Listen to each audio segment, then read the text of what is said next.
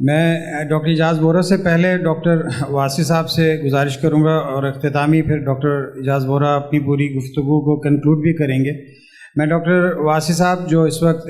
Neurology کے professor ہیں، Pakistan society of neurology کی بھی صدر رہے ہیں، پاکستان اسٹروک سوسائٹی کی بھی صدر ہیں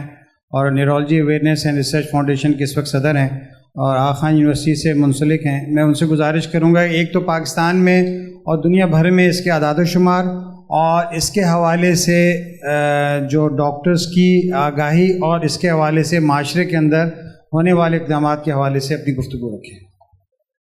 السلام علیکم، بسم اللہ الرحمن الرحیم۔ تو پہلے تو شکریہ آپ تمام لوگوں کا کہ آپ آئے۔ ورلڈ الزائمر ڈے پوری دنیا میں منایا جا رہا ہے، اس لیے منایا جا رہا ہے کہ اس کی اویئرنیس آئے۔ پاکستان کے جو اعداد و شمار ہے وہ یہ کہ پاکستان کی 24 کروڑ آبادی ہے اور اس 24 کروڑ میں سے 8% آبادی ایسی ہے جو 60 سال سے زیادہ کی ہے، تقریباً یعنی 1.5 کروڑ کے قریب یا 1 کروڑ 60 لاکھ کے قریب 70 لاکھ کے قریب لوگ ہیں جو 60 سال سے زیادہ کے۔ تو اب اس وقت یہ جو الزائمرز کی بیماری ہے 60 سال سے زیادہ والوں میں ہوتی ہے اور 60 سے 70 سال والوں میں 5% ہوتی ہے، 70 سے 80 سال والوں میں 10% ہوتی ہے، 80 سال سے اوپر والوں میں 20% ہوتی ہے اور 88 سال سے اوپر والوں میں 30% ہوتی ہے۔ ہمارے پاکستان میں اب ایجنگ بڑھ رہی ہے، مین لائف ایکسپیکٹنسی بڑھ گئی ہے کافی، تو اب لوگ 80-90 سال تک بھی جینے لگے ہیں۔ مین پاکستان میں لائف اس وقت مردوں کی ایکسپیکٹنسی 66.5 سال ہے اور عورتوں کی 67.5 سال ہے،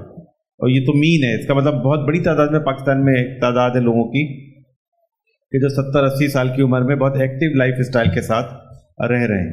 تو اسی وجہ سے پاکستان میں یہ ڈیمینشیا کا پریویلنس بھی بڑھ رہا ہے۔ جیسے جیسے عمر بڑھتی جائے گی اور اس عمر کی آبادی بڑھتی جائے گی، ڈیمینشیا کی پریویلنس بڑھتی جائے گی۔ تو اس حوالے سے اویئرنیس کی ضرورت ہے لوگوں میں، فیملیز میں،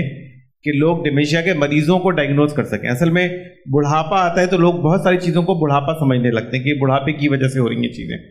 لیکن ان میں سے کچھ چیزیں بڑھاپے کی وجہ سے ہوتی ہیں، کچھ چیزیں بیماری کی وجہ سے ہوتی ہیں۔ تو وہ ہمیں تشخیص کرنا چاہیے، کیونکہ بڑھاپے کا تو کوئی علاج نہیں ہے لیکن بیماری کا تو علاج ہے، تو بیماری کا علاج ہو سکتا ہے۔ تو الزائمر ڈیزیز ایک قابل تشخیص بیماری ہے، قابل علاج بیماری ہے کہ اس سے کافی حد تک آپ سمٹمز کو کنٹرول کر سکتے ہیں، بیماری کو آگے بڑھنے سے تھوڑا سلو ڈاؤن کر سکتے ہیں۔ تو ان مریضوں کو جو ہمارے بزرگ ہیں اور ہم میں سے بھی بہت سارے لوگ ہو سکتے ہیں آگے اس عمر میں پہنچیں، تو اس بات کا سسٹم ہونا چاہیے ہمارے ملک کے اندر، معاشرے کے اندر، کہ ہم ان لوگوں کو جو ہمارے بزرگ ہیں ان میں جن کو بیماری ہے ان کو ہم تشخیص کر سکیں اور ان کو پراپر اس کا علاج پرووائڈ کر سکیں۔ دوسرے یہ ہماری گورنمنٹ کی بھی ذمہ داری ہے۔ ہمارے جیسے چائلڈ ہیلتھ کے اوپر بڑا زور ہے، میٹرنل ہیلتھ کے اوپر بڑا زور ہے، لیکن ابھی ایلڈرلی ہیلتھ بھی ایک بہت بڑا ایشو ہے نا، کیونکہ یہ وہ لوگ ہیں جنہوں نے اپنی 60-70 سال کی زندگی اس ملک کے اندر لگائی ہے، سرو کی ہے، وہ بزرگ ہو گئے ہیں، تو ان کی ہیلتھ کی بھی تو کیئر کی ضرورت ہے اور ان میں بیماریوں کا تناسب زیادہ ہوتا ہے۔ تو ایلڈرلی ہیلتھ کے حوالے سے بھی ہماری حکومت کو اقدامات کرنے چاہیے، ان کو دوائیوں کی سپلائی، دوائیوں کو سبسیڈائز دوائیاں اویلیبل ہونی چاہیے، ان کے لیے سروسز اویلیبل ہونی چاہیے، ایلڈرلی کیئر کے لیے پورے کا پورا انتظام ہونا چاہیے۔ دوسری بات یہ کہ ایک اور چیز جس پہ ہمارے ملک میں ضرورت ہے وہ اس حوالے سے قانون سازی کی ضرورت ہے۔ دیکھیں جب لوگ بزرگ ہوں گے تو ان میں بیماری بھی آئے گی اور بیماری کی وجہ سے ان کی فیصلہ کرنے کی صلاحیت متاثر ہو جاتی ہے۔ تو اب جو وصیت والے معاملات ہیں، ول کے، ڈرائیونگ کے اور اس طرح کے جو بہت سارے معاملات ہیں جس پہ دنیا کے بہت سارے ملکوں میں قانون سازی ہو گئی ہے کہ لوگوں کی کمپیٹنس مینٹل چیک کی جائے اور پھر اس کی بنیاد کے اوپر ان کے جو قانونی فیصلے ہیں وہ اس کی بنیاد پر ہو۔ تو پاکستان میں اس حوالے سے ابھی تک اتنی کلیئر کٹ قانون سازی نہیں ہے، اس کے ظاہر فیوچر میں اس کی امپلیکیشنز ہوں گی کہ جو ہو سکتی ہیں۔